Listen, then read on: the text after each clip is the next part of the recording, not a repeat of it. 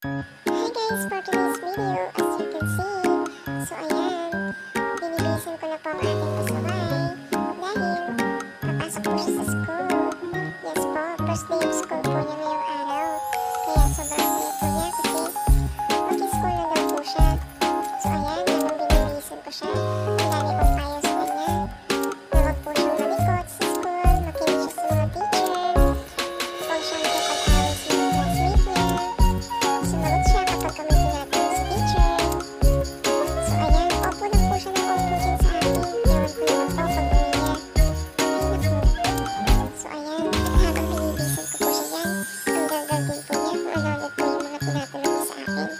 Pero syempre, higit sa lahat, masaya po siya for today's video. So ayan, after niya, nilanda ko na pala yung baon niya. Yun po pala yung babaunin niya sa school. And then ayan, tinuruan niya po ako kung paano ko siya videohan. So una ko daw po siya sa ulo, sa bag, hanggang sa baba. So ayan po. O diba, natawa po siya sa tinuro niya sa akin. And ayan, nagbigayin na po kami niya papunta ng school. Sobrang saya po talaga ni ate. And then syempre, sa first day of school po niya, hindi naman nakisama yung panoon kasi umuulan po. So ayan, nagbigayin po kami habang umuulan. Bumuhos po talaga yung napakalakas na ulan doon. And pagdating namin, ayan, pinicturan ko po siya agad dyan sa DIY ng teacher. And itong si Bulinggit naman, nakiuna-una lang nakipaglaro kasi habang naghihintay po kami sa mga classmate niya. So pinaglaro po muna sila ng teacher para at least kahit pa paano maging kampante po sila para pag iniwan namin sila, maging komportable po sila sa school nila kasama yung mga classmate at mga teachers nila.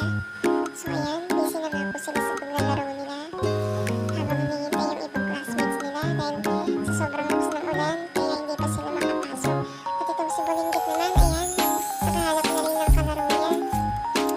O diba? Pati si Bulinggit nakikilaro na din.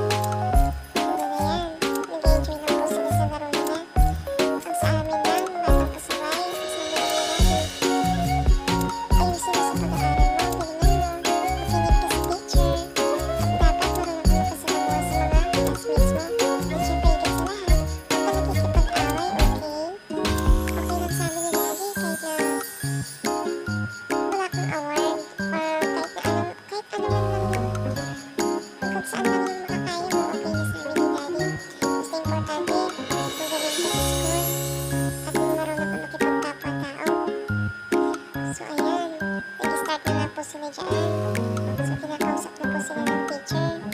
Pero may mga classmate pa din sila na malilikot at makukulit. Pero syempre dahil bata nga po sila, kaya kailangan lang talaga ng mahabang pasensya ni teacher. So ayan, ayan po yung mga pasaway nakikinig-kinig lang po siya dyan. Sa unahang po yung nila. Pero pag tumagal, napaka-hyper na po yan. First day pa lang, nakitaan na siya ng teacher na hyper daw po yung bata niya. So ayan, nag-start na po sila. Sasaya na po siya. O diba? Kaya mahabang pasensya po talaga yung kailangan ni teacher para sa mga batang yan. And then ayan, nag-exercise po sila dyan. O diba? So hirap po talaga mahiyain ang pasaway na yan. Pero tingnan mo, pati sa exercise nila, ginada siyang sumayaw. Tinitingnan-tingnan nga po niya yung teacher dyan. Kulang na lang sabihin niya, teacher, papalit na lang po ng TikTok. Magti-TikTok po ako. Char! O diba? At least, kahit pa paano, nakikipagsalamuha po siya. Dahil nakikisabay po siya sa mga ginagawa ng mga classmates niya or sa mga pinapagawa po ng teachers nila. So ayan, diba? Sige, ginada po talaga yung batang yan. At syempre, proud parents po ako kasi kahit pa paano, nakikitaan ko po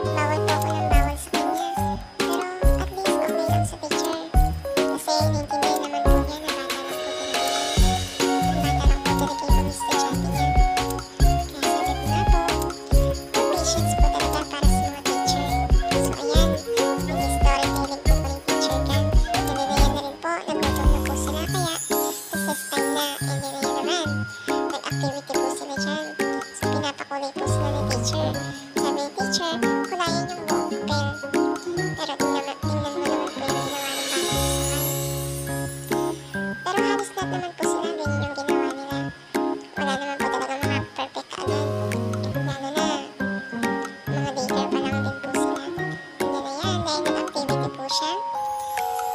Meron din po siya ulit matatanggap kay teacher. So, ayan. Napakasaya lang din po nila dyan. Dahil layup na po ang bata kasaway. Tingnan mo, dahil hindi siya napapansin ni teacher. And ayan na, napansin na nga po siya. At syempre, ayan po yung award niya. May star po siya ulit kay teacher. So ayan, first day niya. Meron po siyang 3 stars. So ayan, nagpapaalam na po sila dyan sa isa't isa.